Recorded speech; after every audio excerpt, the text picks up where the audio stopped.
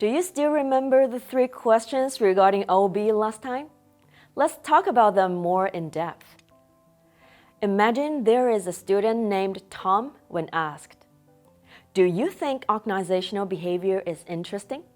He responds, "Oh, OB is very interesting and also useful because I know myself and others much better than before." That means from cognitive pillar, he has positive attitude to OB. Remember the second one? Do you think you like this course?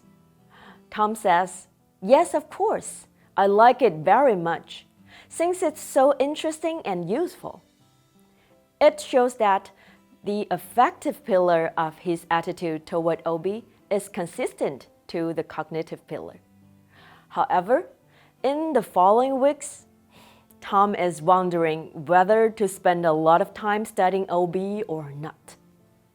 At that moment, the behavior pillar of his attitude is incompatible to the other 2 pillars. Why is that?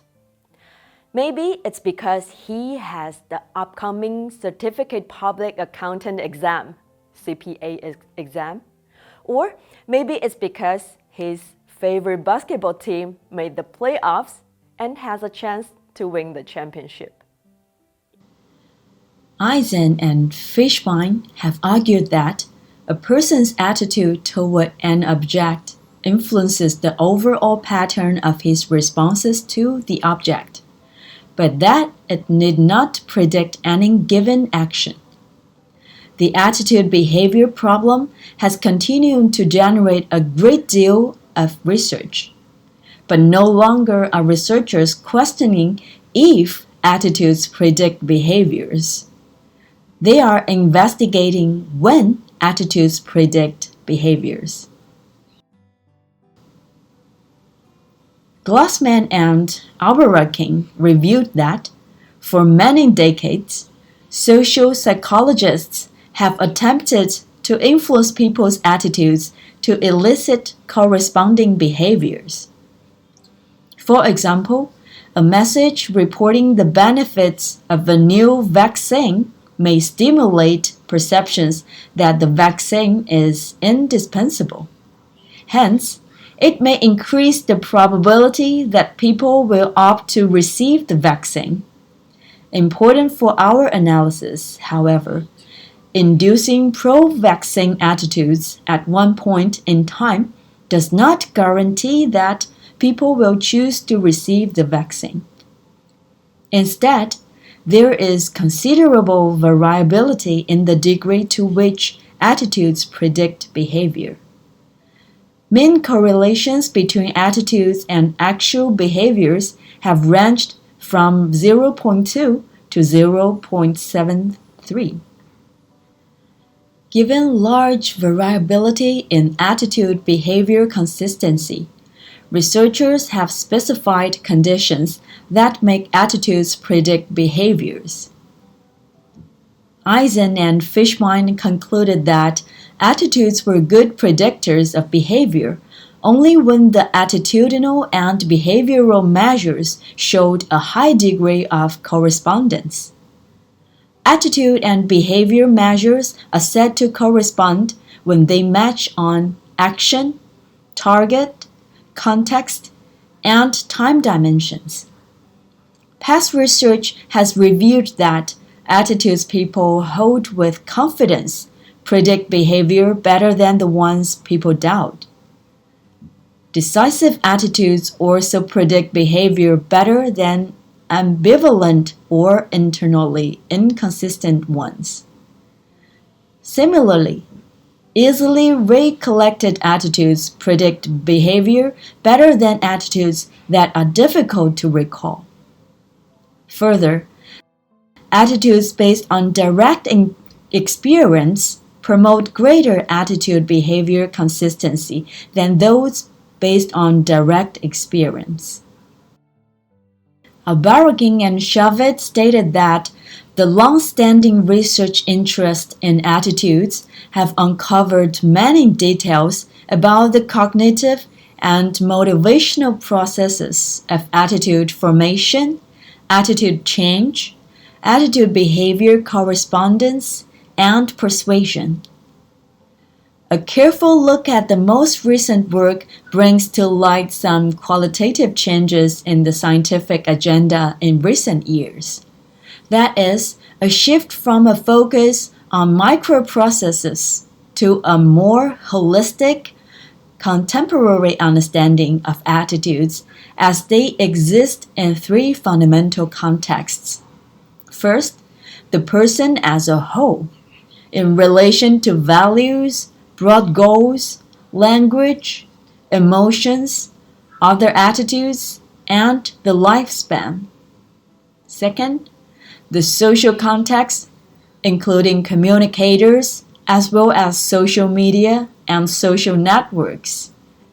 And third, the broad context, particularly the socio-historical context in relation to the generational, cultural, and historical backdrop of attitudes. Besides the general findings about the relationship between attitudes and behavior, there are also some related important theories. The one we want to introduce to you here is cognitive dissonance theory. In 1957, Festinger described in general terms a set of conditions that would evoke a dissonance effect. When insufficient compared to sufficient justification for acting contrary to an initial attitude leads to greater attitude change. Cognitive dissonance refers to any incompatibility between two or more attitudes, or between behavior and attitudes. Festinger made two hypotheses. When the dissonance exists due to the individual's psychological pain, the individual tries to reduce the dissonance and achieve cognitive harmony, so as to reduce the psychological uncomfortable experience. In order to eliminate the tension caused by inconsistency, individuals tend to adopt three ways of self-adjustment. First, change attitude. Second, change behavior. Third, change cognition of the consequences of behavior.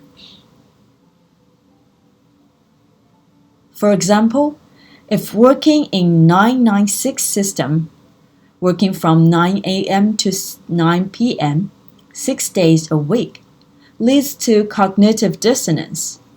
The way to reduce the dissonance is to stop doing 996, or change the understanding of the negative consequences of 996 system.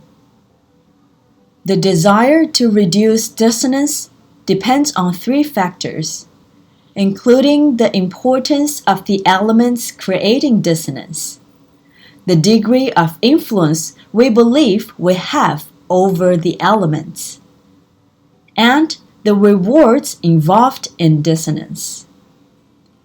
High rewards accompanying high dissonance tend to reduce tension inherent in the dissonance. Dissonance is less distressing if accompanied by something good, such as a higher pay raise than expected. Individuals are more motivated to reduce dissonance when the attitudes are more important or when they believe the dissonance is due to something they can control. More related theories include self-perception theory, impression management theory, balance theory, and so on. You may search for more information from the top-tier management journals.